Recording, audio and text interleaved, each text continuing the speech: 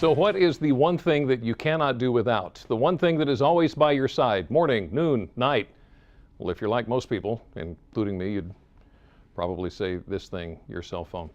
Now the question is, how many times have you dropped this little gadget and just cringed, not knowing what you're going to see, what you're going to find when you finally bend down to pick it up? Is it going to be a cracked screen? Is it going to be a device that doesn't even work anymore? Well, today we're learning how likely it is that your phone will survive its next fall and how you can prevent that fall in the first place. Andrew Krasny is a technology and consumer trends expert. Andrew, thank you so much for joining us today. Hey, Jimmy, thanks for having me. You know, really, it is our third hand. We text, we email, we use it as a phone, we connect through social media, we take photos on our vacations, and, you know, we're walking around with a $700 piece of glass in our pocket. It's that's crazy. True. Now, we're talking about a breakability score. What is that? What does it mean?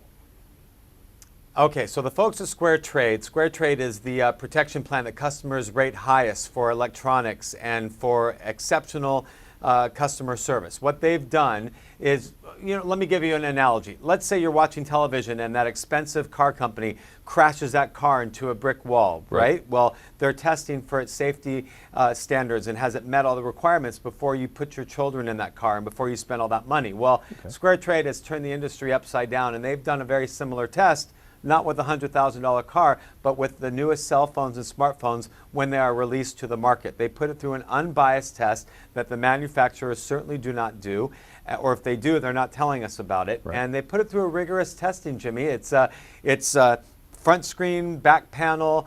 They slide it off tables, they submerge it and drop it into water. They do a significant drop test from different heights, and they really test the phone. And that score is now given to you, and you can make your decision as a consumer of which phone you want to purchase. And it's just released its latest with its 4 most recent phones. So, Andrew, have you got some that you can share with us? I'd love to, and I'm really happy to tell you that Samsung has stepped up from their score last year, and the Galaxy S5 has now ranked a 6, which is a pretty decent number, a good mid-risk. Then the iPhone 5S has come in at a 5.5. iPhone's been very consistent with that good middle of the range. Not so great, a little bit higher, the HTC One. And then, unfortunately, the Nexus 5 came in as a 7. And obviously, the numbers and the way I'm going there, the higher on that score, you want to stay away from the high numbers. Stay away from the high number. Okay, so what are some of the most common mishaps for cell phones? The most common mishaps is that you're hearing that people are dropping them into toilets. You're finding out that people are using them to get recipes when they're cooking and they spill something on them, or they're at a dinner table and someone is, you know, the more people are at the dinner table with you, the higher the odds are that someone's going to spill something, and it's going to spill right on your phone, and it's going to be unusable.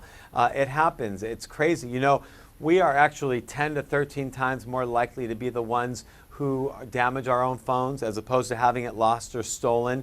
And 1 out of 3 of us are going to do some significant damage to our phone within the first year of owning it.